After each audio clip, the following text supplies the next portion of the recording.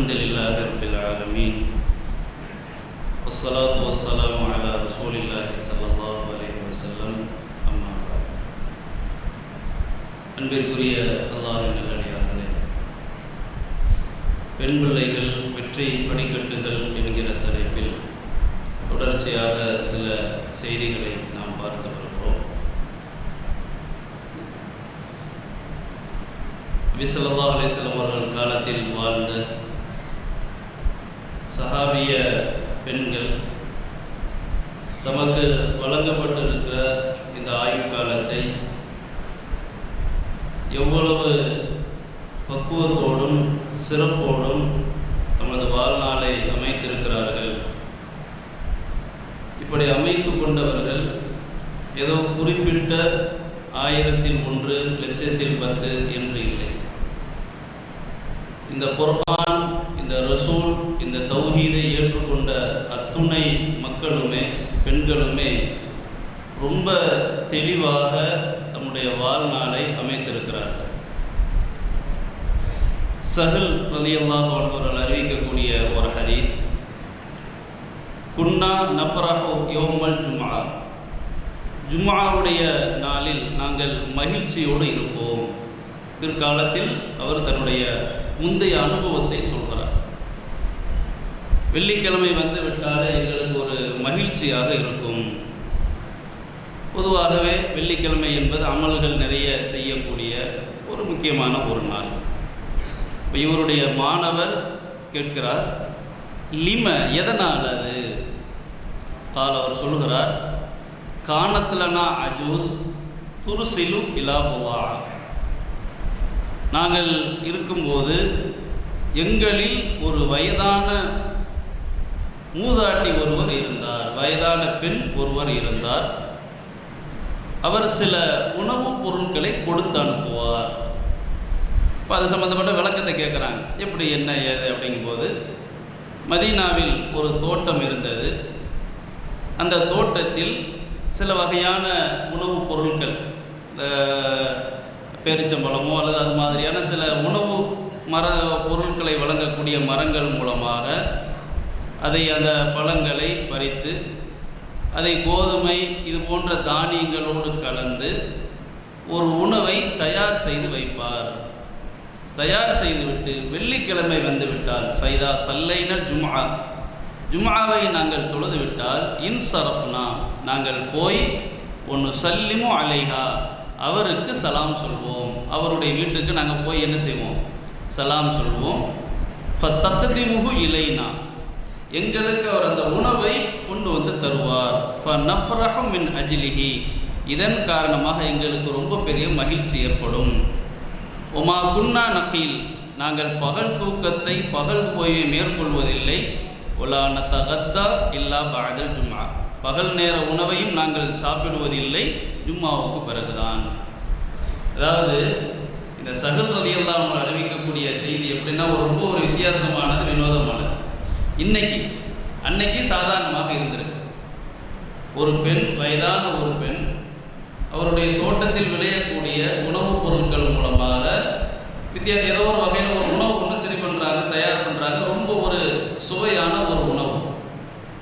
அதை அல்லாஹ்வின் தூதருக்கு கொடுத்து அனுப்புவதற்காக செய்வார்கள் என்றும் வேறு சில ஹதீஸ்களில் வருது. அப்போ அந்த தயார் செய்யப்பட்ட உணவை வெள்ளிக்கிழமை அன்று அவர்கள் சஹாபாக்களுக்கு அல்லது பள்ளிவாசலுக்கு அல்லது வீட்டுக்கு போய் சாப்பிடக்கூடிய ஒரு வளமையை அவர்கள் வைத்திருந்தார்கள். அதனால் ஜும்மா தொழுகை முடிஞ்சிட்டா நாங்கள் அவரை வீட்டிற்கு செல்வோம் அல்லது அவருடைய இருப்பிடத்திற்கு சொல்வோம், போய் நாங்கள் சலாம் சொல்வோம். சலாம் சொல்லிவிட்டாலே நாங்கள் வந்திருக்கிறோம் என்று தெரிந்து எங்களுக்கான அந்த உணவை கொண்டு வருவார். நாங்கள் ஜும்மாவிற்கு பிறகுதான் பகல் நேர ஓய்வு என்பதை மேற்கொள்வோம். அப்போ ஒரு பெண் எப்படி இருந்திருக்கிறார், அந்த விசாலமான அந்த எண்ணம், ஒருவருக்கு உணவளிக்க வேண்டும் என்கிற அந்த எண்ணம், இது கொடுக்கும்போது சாதாரணம், அவங்க கொடுக்கும்போது சாதாரணம். ஆனால் 10 வருஷம் 20 வருஷத்துக்கு சொல்கிறார் பார்த்தீங்களா, அவர் மனசில் எப்படி அது பதிஞ்சிருக்கு, ஒரு ஆழமான ஒரு தாக்கத்தை உருவாக்குதா இல்லையா? பொதுவாகவே ஒரு செயலை செய்யும் போது தெரியாது. ஒரு காலம் கடந்த பிறகு அது ஏற்படுத்திய தாக்கம் நமக்கு ரொம்ப ஒரு மனதில் ஒரு பெரிய ஒரு தாக்கத்தை ஏற்படுத்தியிருக்கும். இப்போ நம்ம ஊரில் பார்த்துட்டிங்கன்னா இப்போ தான் இந்த ஹதீஸை படித்த பிறகு தான் அதுக்கு ஒரு சின்ன புரிதல் ஏற்படுது.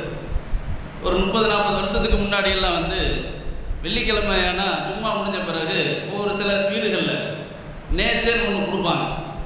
நம்ம பார்த்துருக்குறோம் இல்லையா? அது பேர் நேர்ச்சைங்கிறதுக்கு அதுக்கு சம்பந்தம் இல்லை. ஒரு ஃபாத்தியா ஓதி 3 ஓதி அந்த மாதிரி கொடுக்கறது இல்லை. திடீர்னு வீட்டில் உள்ள சில பேர் வாங்கி வச்சு கொடுப்பாங்க. ஒரு நல்ல பொருட்களை வாங்கி வச்சு பிள்ளைங்களுக்கே வாப்பான்னு சொல்லி வீட்டு வாசலில் கொடுப்பாங்க. சில பேர் கடலை இல்லாட்டி வீட்டில் உள்ள கடலை, தேங்காய் துண்டு இதை எடுத்து கொடுப்பாங்க. சில பேர் சீனியாச்சும் கொடுப்பாங்க. எதையாச்சும் ஒன்று கொடுக்கணும் அப்படிங்கிற அடிப்படையில்.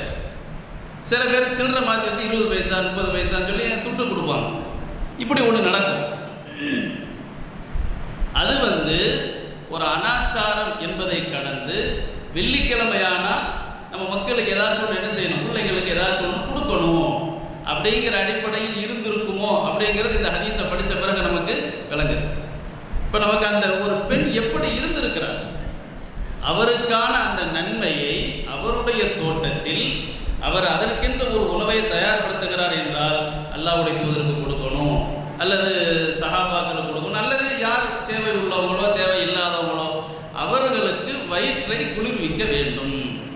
இந்த செயல் அவர் செய்யும் போது சாதாரணம், காலம் கடந்த பிறகு அது ஒரு பெரிய ஒரு நினைவாக மாறுகிறது, அது ஒரு செயலாக மாறுகிறது. அல்லாஹ்வின் தூதர் காலத்தில் நடந்த ஒரு செயலாக நாம் பார்க்கிறோம். அப்போ இன்றைக்கும் பேசப்படுகிறாரா இல்லையா? அவர் என்ன ஹதீஸில் என்ன சொல்றாரு, அந்த பெண்ணுடைய பெயரை சொல்லலை, பெயர் தெரியல, ஒரு கிழவி இருந்தார், அதான் அதனுடைய கருத்து. அஜூஸுங்கிறதுக்கு மூதாட்டி, அது நம்ம சாதாரண தமிழில் ஒரு கிழவி இருந்தார், ஒரு வயசான அம்மா இருந்தார். அப்போ அவங்களோட சிந்தனை எப்படி இருந்திருக்குது?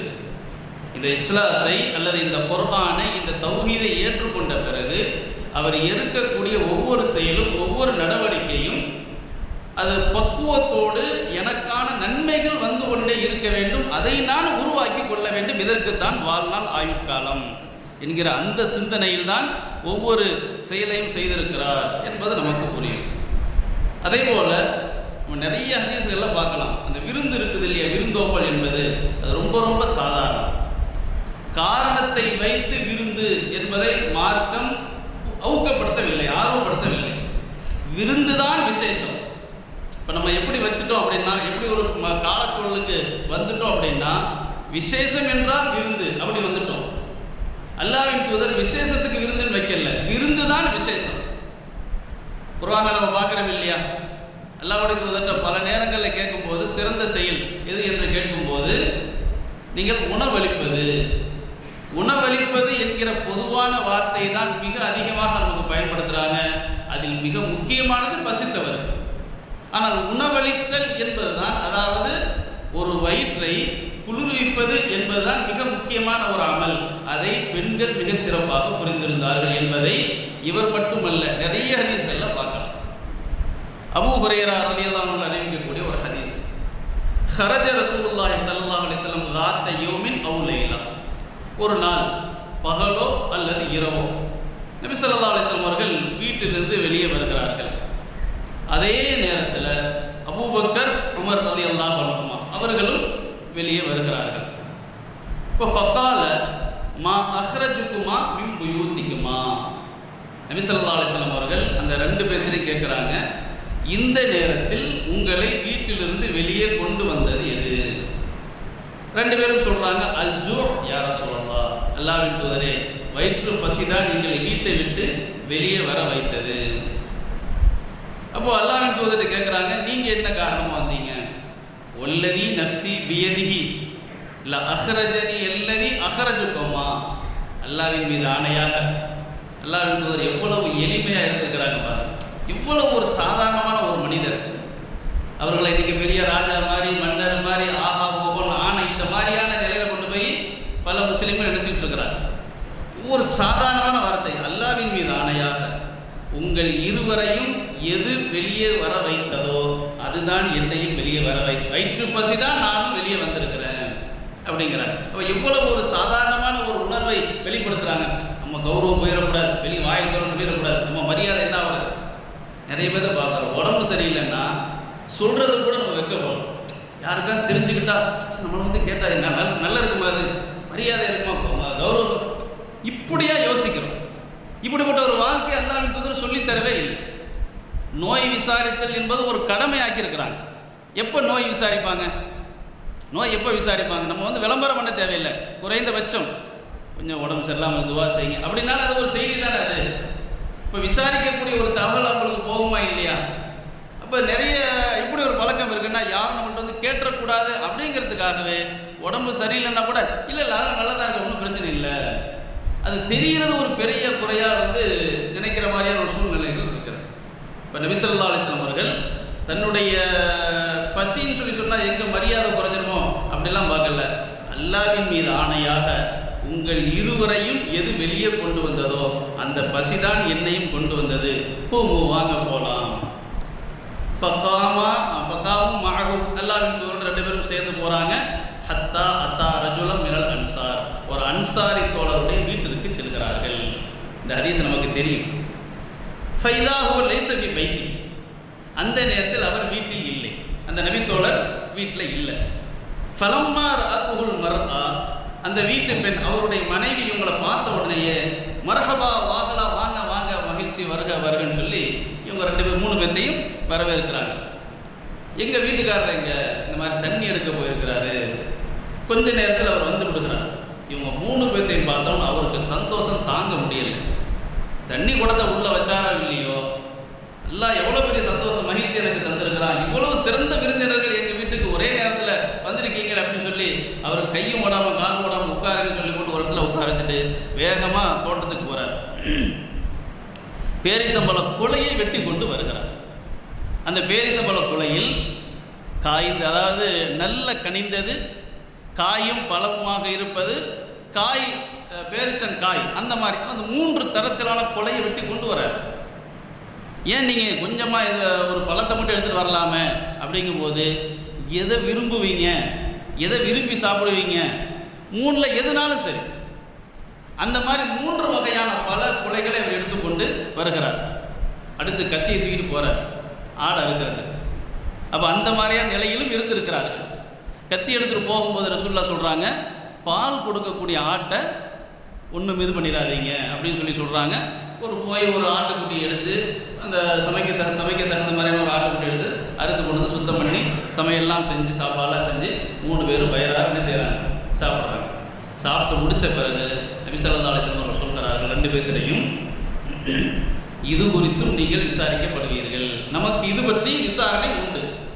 பசியோடு வீட்டை விட்டு வெளியே வந்தோம், வயிறு நிரப்பி இப்போ நம்ம திரும்ப செல்கிறோம் இல்லையா, இதுவும் அல்லாஹ் வழங்கிய ஒரு மாபெரும் நிஅமத், இதை பற்றியும் நாம் விசாரிக்கப்படுவோம், நீங்கள் விசாரிக்கப்படுவீர்கள் என்று அல்லாஹ்வின் தூதர் நினைவுபடுத்துகிறாங்க. இப்போ நமக்கு என்னன்னா, எப்படிப்பட்ட ஒரு அற்புதமான ஒரு மனநிலையோடு சஹாபாக்கள் உருவாகி இருக்கிறாங்க பாருங்க. ஐயோ வந்துட்டாங்களே, என்ன ஆகுமோ தெரியலையே என்று யார் நினைக்கல, யார் அந்த குடும்ப தலைவி நினைக்கல, அந்த பெண் நினைக்கல. இப்போ அவங்கள வரவேற்கிறாங்க, வரவேற்று அவங்கள ஒரு ஓரம் அமர வைக்கிறாங்க. அதற்கு பிறகு அவர் வருகிறார், அவர் அதற்கான ஏற்பாடுகளை எல்லாம் செய்கிறார். அப்போ எவ்வளவு ஒரு விசாலமான ஒரு அற்புதமான ஒரு மனநிலையோடு உருவாக்கப்பட்டிருக்கிறாங்க என்பதைத்தான் நாம் புரிந்து கொள்ள வேண்டும். இப்போ நான் மீண்டும் சொல்வது, இன்றைக்கு வலீமா விருந்து என்பது ஒரு மிகப்பெரிய ஒரு சர்ச்சையாக போய்கொண்டே இருக்கும். ஏகத்துவ கொள்கையின் அடிப்படையில் வாழக்கூடிய நம்மில் பலருடைய குடும்பத்தில் தனிப்பட்ட மகனுக்கோ மணமகனுக்கோ மணமகளுக்கோ மகளுக்கோ ஏதாவது ஒரு விருந்து என்று வந்துவிட்டால் சந்தேகம் ஓடிக்கொண்டே இருக்கும். எத்தனை பேர் கூப்பிடலாம், எப்படி செய்யலாம், ஏது செய்யலாம். ஜமாத்தோட நிர்வாகிக்கு பெரிய ஒரு வேலை, இந்த விசாரணை பண்ணணும், கேட்கணும், வைக்கணும். அல்லாஹ்வின் தூதர் அப்படிப்பட்ட ஒரு சங்கடத்தை கொடுக்கவே. நீங்கள் ஹதீஸுகள் வரலாறுல பரவலாக படிச்சுக்கிட்டே இருந்தோம்னா, வலீமா என்கிற திருமண விருந்து அல்லாத விருந்துகள் நிறைய நடந்திருக்கு. இப்போ பாருங்க, இது கூட்டு போனாங்களா, இது எப்படி நடந்திருக்குது? அல்லாஹ்வின் தூதர் அவர்களுடைய சூழலுக்கு ஏற்ப போறாங்கன்னா அந்த மாதிரி உருவாக்கி இருக்கிறாங்க. சஹாபாக்கள் நடந்தும் இருக்கிறாங்க.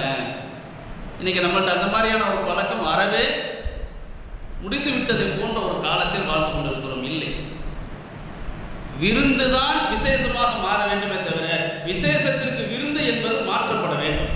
அதனால தான் கல்யாணத்தில் அதை போட்டு கொட்டி தள்ளிடுறாங்க, பல லட்சங்களை ஒரே ஒரு தடவை நடக்குது, இதை தவிர வேற விருந்தே இல்லையா? அவரவர் சக்திக்கு உட்பட்டு அடிக்கடி செய்ய வேண்டியதுதான், அவரவர் சக்திக்கு உட்பட்டு. இப்படித்தான் அப்படித்தான் என்று சமுதாய கட்டாயம் நிர்பந்தம் எதுவுமே இயன்றதை தாராளமாக நாம செய்யலாமே. இன்றைக்கும் கூட பார்க்கலாம், ஹரம்ல மக்காவிலையோ மதீனாவிலையோ அரபுகள்கிட்ட இன்றைக்கும் பார்க்கலாம், திடீர்னு ஒரு பாத்திரத்தை தூக்கிட்டு வருவாங்க. அது அந்த டீ குடிக்கிறாங்களே காவான்னு சொல்றாங்களா இல்லையா, அதோடு சேர்ந்து சாப்பிடக்கூடிய பேரித்தம்பள உணவுகளில் பல வகையில் டிசைனா செஞ்சு வச்சிருக்காங்க. திடீர்னு ஒரு பாத்திரத்தில் கொண்டு வருவாங்க, குடும்பத்தோடு வருவாங்க, உட்கார்ந்து அவங்க சாப்பிடுவாங்க. பக்கத்தில் யார் இருந்தாலும் அவங்க கைக்கு எட்டிய தூரம், கண்ணுக்கு எட்டிய தூரம் பாத்திரத்தில் இருக்க அப்படியே எடுத்து விளம்புவாங்க.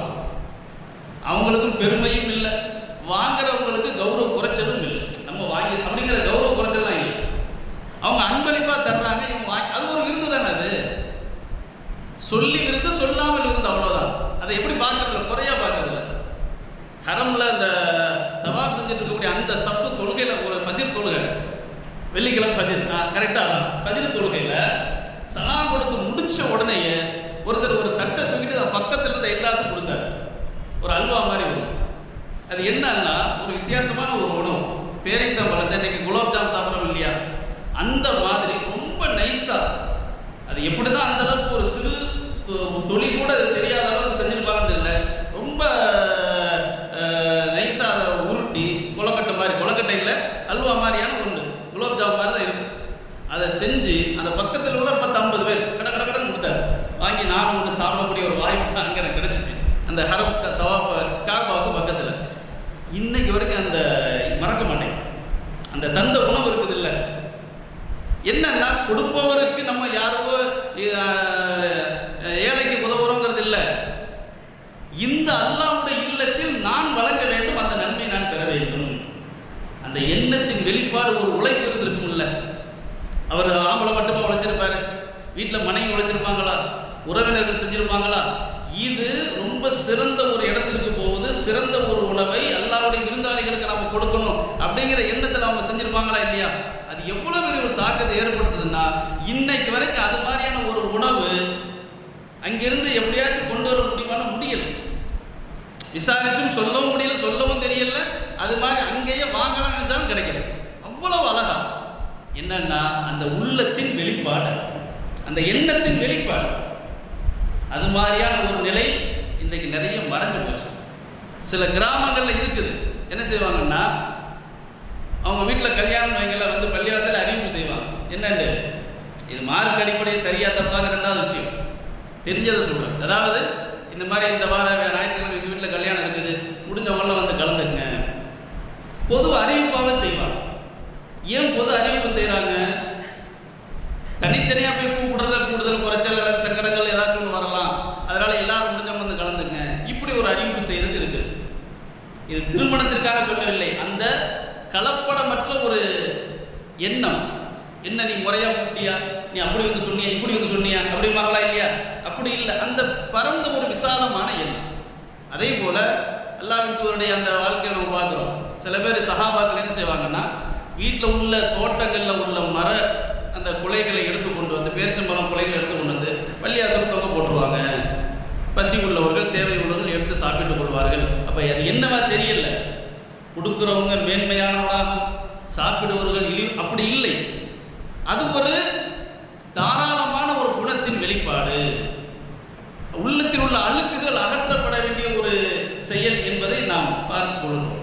அப்போ குடும்பத்தில் உள்ள ஆண்களோ பெண்களோ அத்துணை பேருமே அந்த விசாலமான எண்ணங்களோடு தான் உருவாக்கப்பட்டிருக்கிறார்கள். இந்த குர்ஆன் அவர்களை உருவாக்கி இருக்கிறது, குறிப்பாக பெண்கள். இப்போ காலம் கடந்து பேசுகிறோமா இல்லையா? இதுதான் வாழ்க்கை. வாழ்க்கை என்பது நாம் செய்யக்கூடிய செயல்களால் நமக்கு மறுமை வெற்றி கிடைக்க வேண்டும். அப்போ ஒவ்வொரு பெண்ணும், குறிப்பாக இந்த குடும்பத்தில் நடந்த அந்த பெண்மணி எப்படி நடந்திருக்கிறார், எந்த ஒரு மன குறைவோ அல்லது தேவையில்லாத எண்ணங்களோ இல்லாமல் இப்படி வந்துட்டாங்களே, நம்ம வீட்டுக்காரருக்கு செலவாகி போச்சே, அப்படி இல்லை. உடனடியாக தாராளமான ஒரு உணவை அவர் தயார்படுத்துகிறார். அதற்கு அந்த பெண்ணும் சேர்ந்து தான் செய்கிறார். இப்படி தமது வாழ்நாளை அர்த்தம் உள்ளதாக மாற்றிக்கொண்டவர்கள் தான் சஹாபிய பெண்கள். நமக்கு உள்ள பாடம், நமது குடும்பத்தில் இருக்கக்கூடிய பெண்கள், ஆண்கள் அத்துணை பேருமே நம்முடைய வாழ்க்கையை வெற்றிக்கான ஒரு வாய்ப்பாக அதை புரிந்து கொண்டு சரியான முறையில் உருவாக்கி கொள்ள வேண்டும், அதை பயன்படுத்தி கொள்ள வேண்டும். குறிப்பாக பெண்கள் தங்களை ஒரு காட்சி பொருளாக ஆண்களும் பார்க்கக்கூடாது, பெண்களையும் தங்களை கருதக்கூடாது. அப்படி கருதும் போது தேவையற்ற சங்கடங்கள் வெளிப்படுவதை அல்லது எதிர்கொள்ளுவதை நாம் எல்லாம் பார்த்து கொண்டிருக்கிறோம். இதை புரிந்து நம்முடைய செயல்களை நடவடிக்கைகள் அமைத்து கொள்ள அல்லாஹ் அருள் செய்வானாக. வாஹிர்